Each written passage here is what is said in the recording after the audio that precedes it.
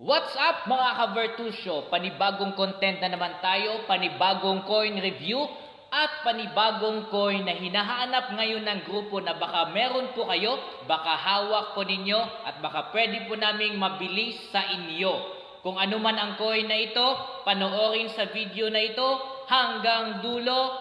At i-message nyo po ako, wag sa comment section kundi sa FB page na matatagpuan dyan sa banner ko dahil doon ako sasagot dito sa Vertusio. Yeah.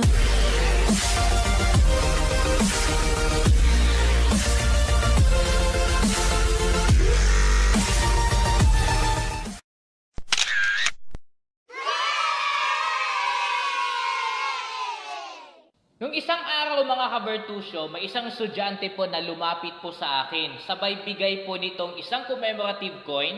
Piso ang face value po nito, pero ang character na meron po dito ay si General Artemio Ricarte. Ito ay commemorative coin. Ibig sabihin, mahal po ang halaga po nito. Xavier, shout out sa iyo. Si Xavier po ang nagbigay ng coin na ito, na commemorative coin na si General Artemio Ricarte.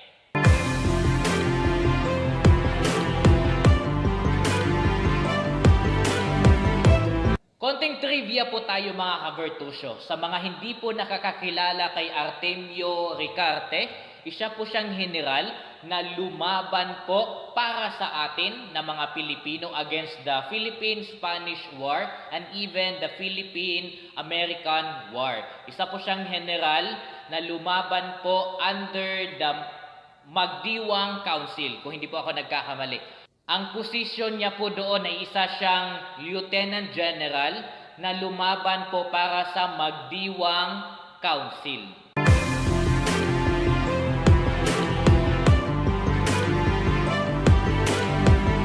Yan po ang karakter na meron po tayo dito, si General Artemio Ricarte.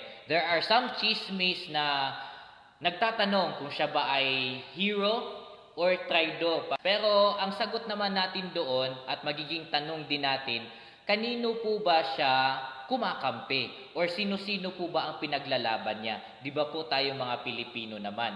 So, kahit ano pa man ang nagiging issue sa mga panahon na yon during the war, ang pinaka-definite sagot dito ay lumaban po siya para sa kalayaan ng mga Pilipino against the Spaniards and against the Americans during that war.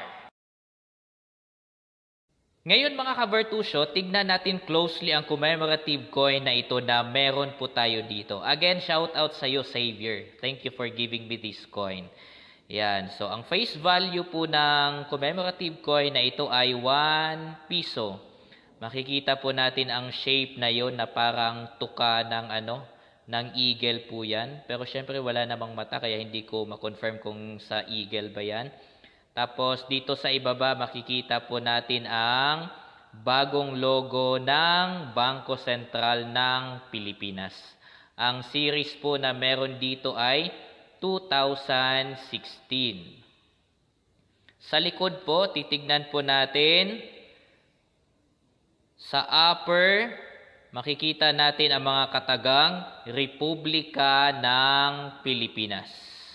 Tapos sa lower part ay 150 years. So ito ay celebrating the 150 years death anniversary of our character. Kung sino man yan, walang iba kundi si General Artemio Ricarte. Si General Artemio Ricarte. So kahit may mga chismis pa man na sinasabi nilang naging traidor itong general na ito sa mga Pilipino, the fact na nandito po siya sa commemorative coin, we consider him to be our minor national hero. So si Artemio Ricarte. Dahil nga po sa dahilan or sa rason na siya ay lumaban para sa ating mga Pilipino during the Spanish-Filipino War, and the other one also is Filipino-American War. According to chismis, galing po sa mga friends natin sa BSP, kasi tayo po ay konektado doon. According to them, dahil hindi naman masyadong sikat po ang ang hero na ito. So, konti lang din ang ginawa na commemorative coin in honor sa ating minor na bayani na ito. Ang sabi po nila, ang ginawa daw po na commemorative coin in honor for this man is 150 pieces only. 150 pieces only ang ginawa. Kaya po ito ay very in demand, very rare to find. Kasi most of these ay kinikip na po ng mga ng mga kolektor. Konti lang po ang nasa market nito ngayon. Kadalasan inaano na po ito kasi this is a coin or commemorative coin na very hard to find dahil nga po nung inisyo ito ay 150 pieces lang po ang ginawa ng Bangko Sentral ng Pilipinas. So ito ay ginawa last 2016. Hindi ko alam kung kailan ulit gagawa ng ganto dahil hindi naman every year pa ito ginagawa. Ang mga commemorative coin po ay hindi year by year ginagawa. List po dito ay every 3 years. Yung iba po every 10 years na gumagawa ng commemorative coin. Kaya for this coin, for this particular coin, ito ay 150 pieces lang po according sa chismis na meron po tayo sa BSP na ginawa in honor for General Artemio Ricarte.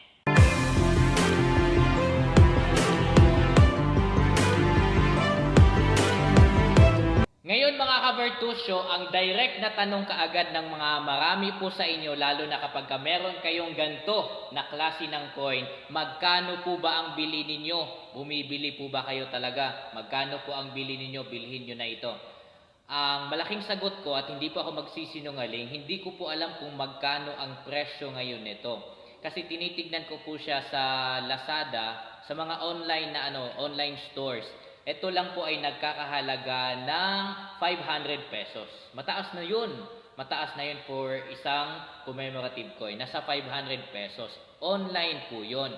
Iba po kasi kapag mga numista naman ang nagbebenta or naghahanap. Lalo na kapag ang coin na ito ay very rare to find at hinahanap talaga nila to complete their collection. So mas mataas po ang value po nito. Ngayon, hindi po ako magsasabi sa inyo kung magkano kasi hindi ko nga din alam. Pero our group, Numista PH, is looking to buy this kind of coin. At napakaswerte ko po na binigyan po ako ng gantong klase ng commemorative coin sa isa sa mga estudyante ko, Xavier. Thank you for this. Ito po ay nagkakahalaga ng more than 500 sa totoo lang. Pero hindi naman siya lalagpas ng 10,000. Okay po. Pero syempre, sa Numista World kasi, mahal po ito dahil commemorative coin. As I said po kanina, nasa 150 pieces lang po ang ginawa po nito. So, ibig sabihin, very rare to find. Kung hindi ako nagkakamali, pagdating sa subasta, baka nasa ito, 3.5 ang pinakamababang presyo. 3.5 po ito. Pero hindi naman siya lalagpas ng 10,000. Depende rin sa need talaga ng numista. No? So, yan po ay mga idea ko lang. Kasi ito nga po ay commemorative coin at very rare to find. So, hindi po ito bababa sa 3,500. Ngayon, kayo na lang po ang bahalang magpresyo kung gusto nyo po at kung meron man kayo nito at gusto nyo ibenta sa grupo po namin.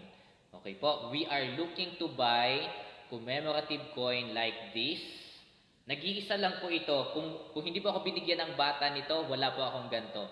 Kaya nung pinasa ko po ito kaagad sa grupo ko, sabi nila, bumili tayo ng ganyan kasi wala tayong ganyan. Wala pa kaming ganto sa collection po namin. Itong General Artemio Ricarte. Wala pa kaming ganto. Ako pa lang, sa buong grupo namin, ako pa lang ang merong ganto. At hindi ko to pinaghirapan na binili. Ito ay binigay sa akin ng bata. Sabi lang niya, "Sir, gumawa po kayo ng content. Tapos, i-shout out nyo lang ako." Yun ang sabi niya. Kaya, our group is looking to buy a commemorative coin like this na ang character po ay si General Artemio Ricarte. Kung meron po kayo dyan, usap tayo. So, ito po ang hinahanap ng grupo po ngayon. Itong klase ng commemorative coin. At kung hindi pa kayo nakasubscribe po sa akin, please mag-subscribe na po kayo. Kasi time by time, nagpo-post ako ng mga content kung ano po ang hinahanap ng grupo po namin. At bumibili po kami. Bumibili po kami. Kaya, huwag din kalimutang pindutin ang notification bell para lagi po kayong updated sa mga bagong content po namin, mga bagong hinahanap. At syempre naman, i-share and i-follow ang Virtu Show.